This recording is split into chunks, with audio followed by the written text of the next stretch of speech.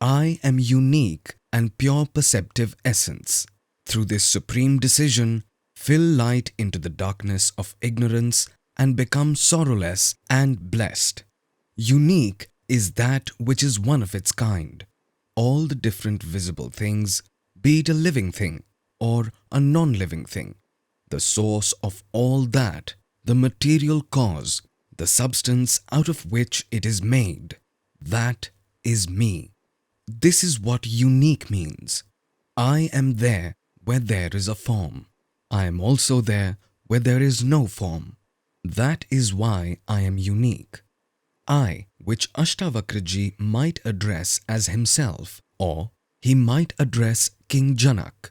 It doesn't make any difference, because there is no difference in this I if this I is unique.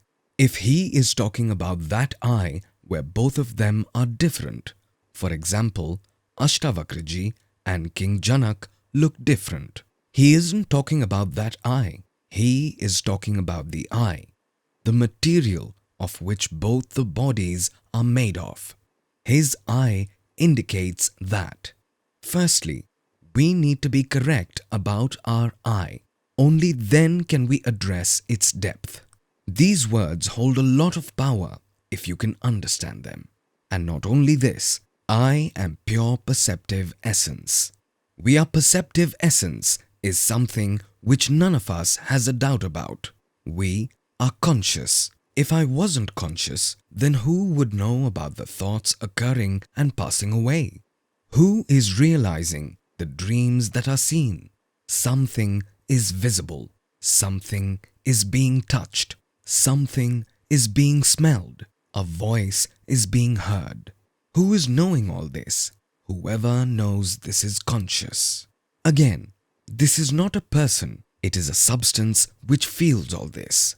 Pure perceptive essence. And whatever happens, occurs, goes. There are bad times which come and go, but I am where I am. Pain comes and leaves. Pleasure comes and leaves. There shouldn't be any doubt in this. If any person pauses and observes, he will understand this. But the second thing, which is being discussed here, unique. This is not our experience. Our experience is I am different from everyone else. If you add both of these and try to understand, and you can understand this only when you have experienced the sound of silence. One is an imaginary substance about which we keep on thinking that it is not here, but it will be on some other planet of which I am made of. How can I be made up of that? The substance of which I am made up of should necessarily be on this planet itself, isn't it? It should be closest to me, isn't it? It should be with me even before I think, isn't it? It should be the basis of my thoughts too, which means that I should be nearer to me than the nearest thing. If the thought isn't the closest to me, then what is? You close your eyes and you can think about anything. It is so near to you. What is even closer than that? That is the substance. So if you add up both of these and are able to see through this truth, are able to relate with it, that which is your experience, that will mean that you are conscious, you are perceptive essence, and there is no doubt about that. I am unique, but you can't call I as unique right away. You would need to observe if there is a substance on which there is no effect of all this happening or not happening. One which is the most subtle one. One is gross. There is a gross sound, a gross substance, a gross particle. Is there something subtle or the subtlest that I am aware of? Like there is space. Is there anything even more subtle than the space? You need to put in your intelligence to know what is the most subtle. One which can't get trapped by our senses. One which can't be tied up. One which can't be captured. As soon as you combine both of them and are able to understand its depth, magic happens. That which is unique, the substance of all this creation, that is the perceptive essence and is also the I. All three have fused. This is the biggest of puzzles which needs to be solved by a person. Meaning, I is that substance of this entire creation, and that substance itself is perceptive essence too. What does that mean? One is that this entire creation is visible to us. We see the forms, our body, and we also know that this body wasn't present yesterday, is here today, and will be gone tomorrow. So many bodies came and left. But what is the substance of all these bodies? Me. Can you see the depth of this? This body won't last, but the substance of which this body is made of, that substance will always remain. Pot won't survive. It will break, get destroyed, but the clay will always remain. This means that even if the body doesn't survive, it won't matter at all, because it won't happen that the substance of which everything is made of will get destroyed. Even if the entire universe gets destroyed, which is called end of world, science says that this universe started with a big bang, which we can presume right now. Say that there is another big bang and this universe dies. Will the substance of which this is made of get destroyed too? It can't happen. Even if there is a huge flood, tsunami, even if everything is damaged completely, will the water cease to exist? Water doesn't get destroyed. So what is the substance? It is not separated from me. It is me, myself. I am thinking of myself as something else. Actually, there is only that substance and nothing else. And not only this, that substance is conscious too. It is consciousness only. It is possible that the universe won't exist tomorrow, but that substance will exist. I will exist. Consciousness will exist. The cause of everything is always beyond time and space. Everything will be born and everything will die. Today, this existing planet won't be existing tomorrow. When there is no planet, the life on it will also cease to exist. But the substance of which this planet is made of, will that get destroyed too? The substance will exist. How will it get destroyed? It will get more and more subtle. How will it cease to exist? If you boil water, will water be destroyed? It'll become subtle. It will change. Everything will keep on changing. This is the nature of the universe. Neither my consciousness died, nor the substance of which I am made of died.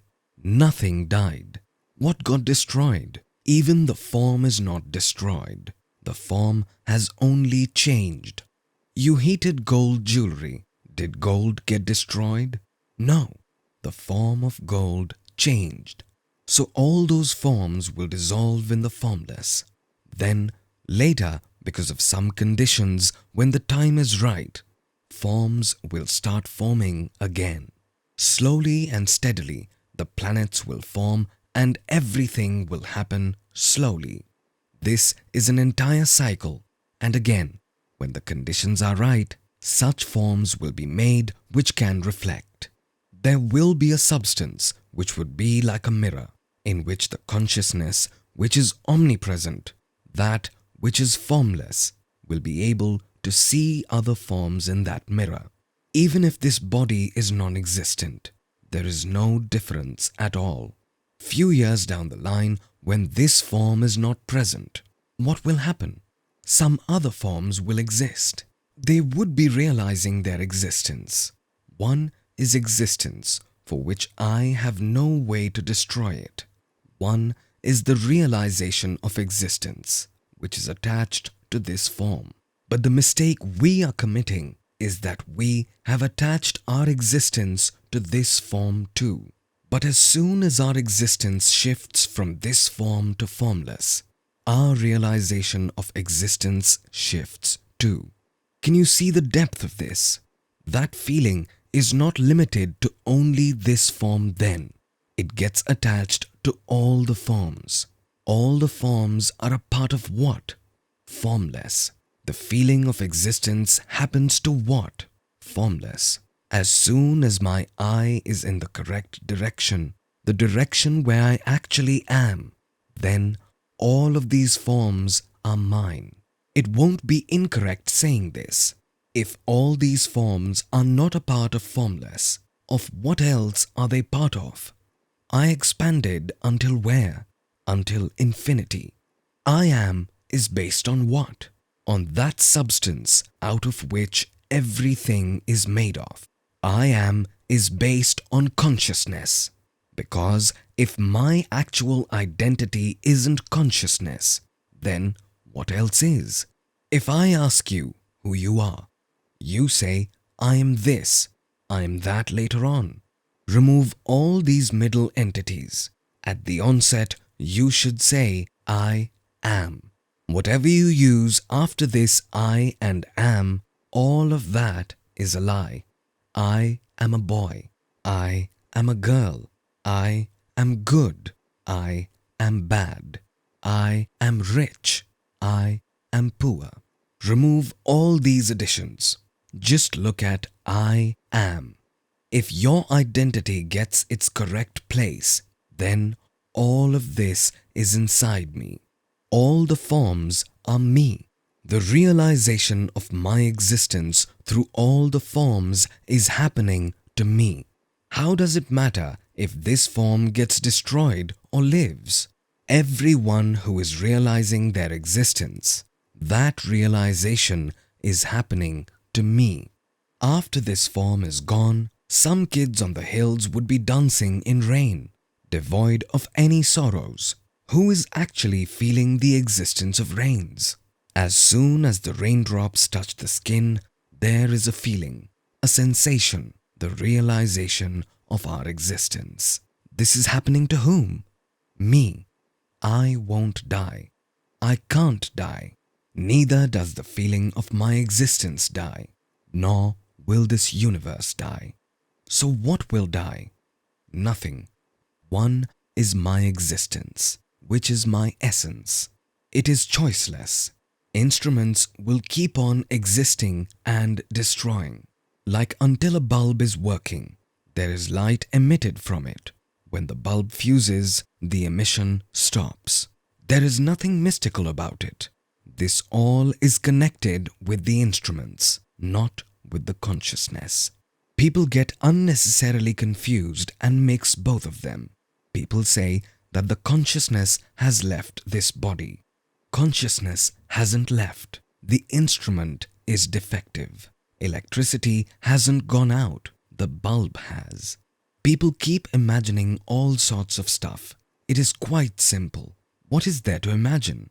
A body is there. Cut it up. Now the consciousness won't manifest from it. Consciousness will be present, but it won't manifest. Like when a camera is broken, you can no longer see through it. This is so simple. This is what the problem is.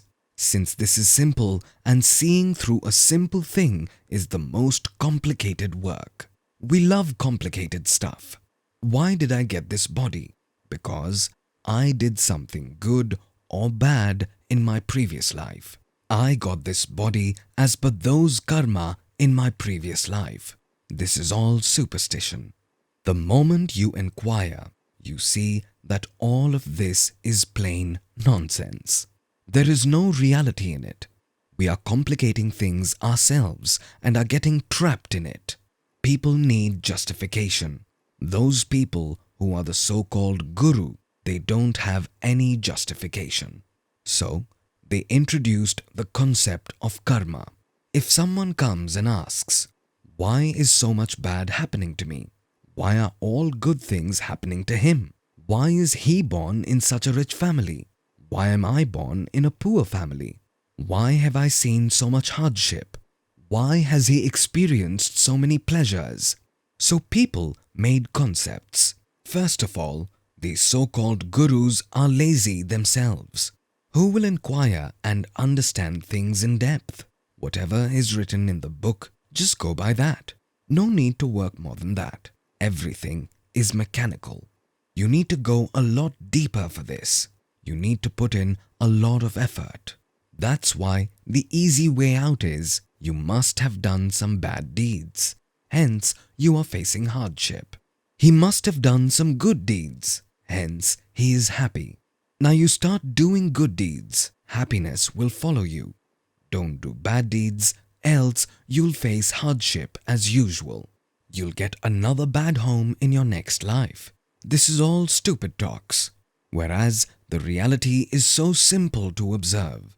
A kid asks why is all the bad happening to him. Science has advanced by leaps and bounds today. We will ask him about bad things in what manner. He'll say, why is his body deformed physically? Science will test it and say that you have polio. Why polio? Because your parents didn't give you that dose during your childhood, which is essential. So the reason for polio are your parents. They didn't administer the dose. Your parents are lazy. This is a fact. Or the kid may ask, why was he born in this family? You were born because your mother married and came to that family. Your parents had sex in that home, so you were born there. You are your parents' continuation. See yourself. See your body. Your features. This is all simple to understand. Why am I poor? The truth is that your parents are poor. Why are my parents poor? Because their parents were poor. Or it's possible that their parents were rich, but you are poor because your parents did some wrong work and because of which whatever your grandfather earned was all lost. That is why you are poor. I want to be rich. You work hard and get rich. Why are so many bad things happening to that girl? Why are these rapes happening in society? Why? Our education system is at fault. We need to properly imbibe moral values in them. If that was imbibed instead of pressuring only on studies and theory, if moral values were also stressed, then these crimes would never happen. And this imparting of values won't happen only at school, but also at home. Who is responsible for all this? The entire society. If police work diligently, if the punishments are quite harsh, if courts function properly, then these rapes will come down tremendously. But the problem with this is, it is so simple, it is so straightforward, that people won't enjoy listening to all this. There is nothing mystical about it. So, they'll ask their so-called guru about his role in all this. Why do we come to you? Why do we give donations to you? Why are we asking for your blessings? Tell us something which we don't know. We know all this stuff. We are already seeing all this. Tell us something else. Then the guru shares stories. Let me see what you did. Oh, you did this? That is why this is happening. You should slap that guru across his face. You should say, you might have done something wrong. Hence, this is happening to you. I'm not doing it. It is your karma. How am I involved? You please tell me what you did, that you received such a punishment. Why are you trying to save yourself? This is happening because of your karma. Why are you punishing me? This is happening because of your karma. He'll get trapped. If I am doing something wrong with you, this essentially means that you did something bad to me in your previous life. These all are theories. If you really want to understand the depth of this, you need to get out of these theories. You need to see things as they are, calmly, coolly, and patiently. What happened here is that the entire law of karma has collapsed. Law of karma is limited to what you are doing right now. You'll get results for that. This is so simple and easy to understand. You have a disease, have medicine, you will be cured. So if you do it knowingly or unknowingly, you'll definitely get results for that. You can't say that I took some wrong medicine unknowingly. Results will anyway follow. And if you understand the broader vision, the reality of Ashtavakra Gita, what will that be? Whatever I am going to do is going to affect this entire world. Whatever I am going to do, there will be a direct or an indirect consequence on all of us. This is a simple law of karma. And whatever others are going to do will affect me, even if I want or do not want it. This is so simple and easy to understand, but no one can think until this point. No one can see it. Why? Because thoughts are confined to our body itself. Everyone is concerned about themselves. All good should happen to me. Doesn't matter if something bad happens to anyone else. I have to top. Doesn't matter if other kids fail. I need promotion in this company. Doesn't matter if others don't.